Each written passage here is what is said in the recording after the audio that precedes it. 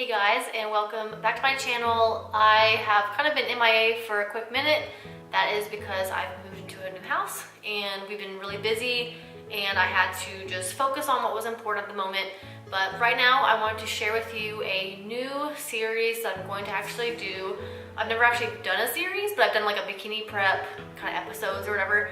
But this series is going to be fireplace conversation. It's really just going to be a conversation. And so as we progress along the series, I would love for you to input in the comments, ask questions, give me advice, and we can have conversations back and forth. And then the next episode can be based off of the comments from the previous video and a topic that I will be discussing. So each episode is going to be a little different, and any feedback would be great so I can provide something for you.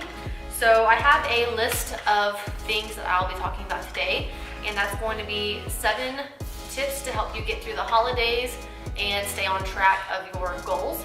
And so also with each video, I'm going to share a recipe that is either hot cocoa or a smoothie, a shake, something that will benefit you and give you the ingredients that will help keep your body healthy and stay on track, especially with this cold weather. You want your immune system up.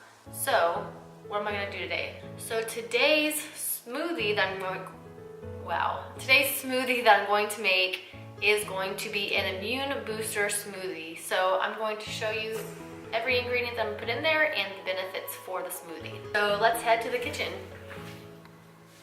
All right, so I apologize for the lack of lighting in my kitchen, but we're gonna start from left to right and to the front. So I'm going to put some almond milk in a cup, and this is just mainly for sweetener and consistency, but this doesn't really have any immune system benefit. And then BCAAs, so if you have any BCAAs or any of these products that you don't have, I will put a link below, but anything that you have comparable, it's great to use so that you can get your immune boost.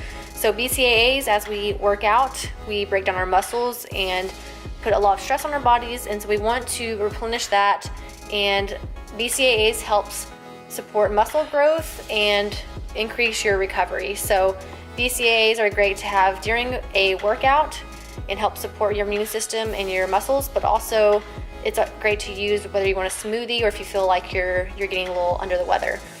And glutamine is the same. So glutamine helps support your immune system, and this is great to use every day if you can. So get a glutamine.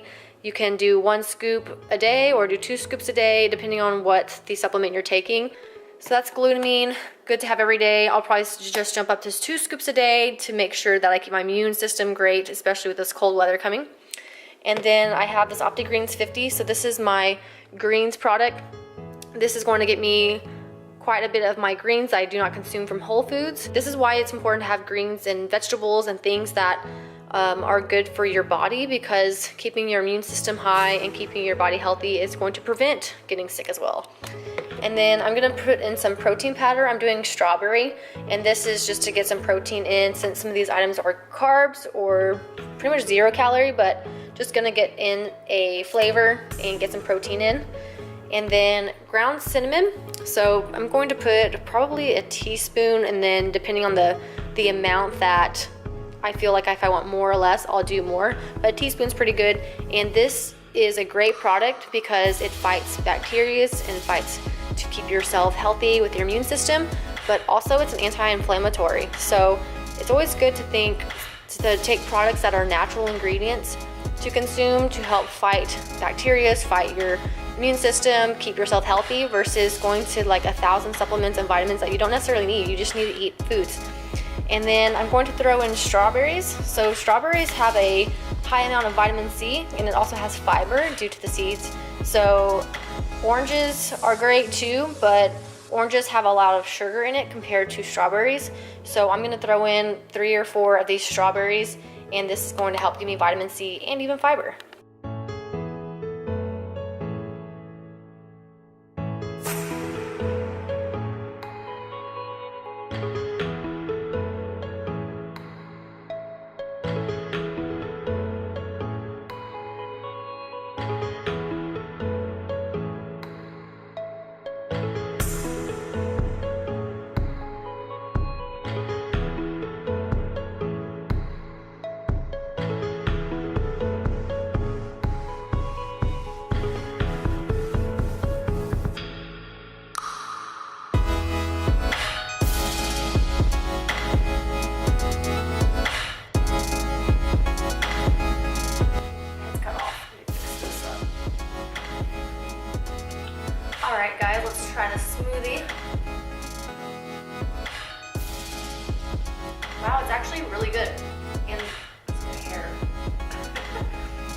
the green apple like makes it sweeter. The ingredients aren't really sweet, but the BCAA green apple made it a lot sweeter and gave it a unique flavor, so I really like that. All right, so let's drink our smoothies. Hopefully you made one similar to this. And grab a piece of paper, a pen, and take some notes so that if you feel like any of these you need to focus on the most, it's a reminder, the 7 tips to stay on track through the holidays. The first one is make a plan. So it's just like when you go to work, you make a plan for what you need to do and you get all your tasks done. It's the same thing that you need to do with your personal life. Like you need to make a plan to stay on track and take care of everything that you need to take care of and to not fall off track. So if you make a plan, you will prepare yourself to succeed. Versus if you're not, you're winging it, you're making excuses, and you won't have your goal in mind to stay focused. So the second one is be realistic and also cut yourself some slack. So life's crazy. I personally don't have kids and my life's crazy, and I like praise those that are parents because I don't know how you guys do it, and y'all are amazing people and superhuman, I don't know. But I know people have kids, people have family members they take care of, and just in general, it might be hosting parties. You might be hosting a party and life gets crazy. So occasionally you're not gonna be able to work out, and occasionally you're not gonna be able to eat on track. Life happens, you can't be perfect, but the point is to stay on track, be consistent, and don't think that because one day you fall off that you can just make an excuse for the rest of the week. So cut yourself some slack, be realistic, don't set these like crazy expectations, just focus on a few things at a time versus changing everything, and it'll help you focus on those few things that will build the new habits, but also just making progress. Even if progress is small, it's still progress. You don't have to like try and be this like superhuman and be like all the fitness people on the internet. Like for one, you don't even know how their real lives are, and you're only seeing highlights of their lives. So cut yourself some slack, be realistic, you're human, and you don't have to be perfect. The third one is have balance. So you need to know and plan. This is part of like all of them kind of tie in together. Like if you make a plan, you can kind of help yourself have the balance throughout the day, because for one, you might be better at working on the morning. I personally cannot work out in the morning. Like I'm not a morning person. I like to have a slow morning, but in the afternoon or the evening is when I work out. So I'm balancing out when I'm gonna work out and my time to do things for myself, which is working out, which is also reading in the morning, little things throughout the day. And then the rest of the day is serving others, whether it's at work, whether it's being there for my husband, my clients, anything like that, it's for other people. But you have to have that balance of being the person you need to be for yourself, and then also be the person you need to be for everybody else. So it's not a selfish thing to like do things for yourself.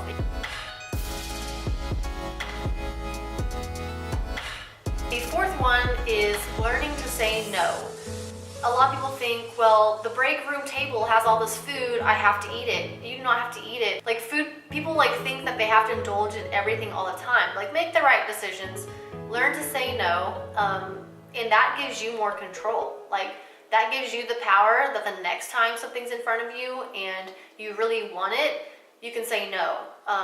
Just think about the things that you're putting in your body, and knowing that the more better things that you put in your body, the better you feel, and it keeps you on track and stay motivated, and you start getting this discipline of like doing things for yourself and staying on track. So the more you say no to things that you really want, but you know is not the right thing to do, then it helps you stay on track and it makes you even stronger. So remember that, like learn to say no. The fifth one is don't deprive yourself and do not starve yourself. Like you have to still eat, and it's all about just preparing and making a plan to stay on track. So if you know you're going to have a large meal one evening, that one meal is not going to ruin your entire progress.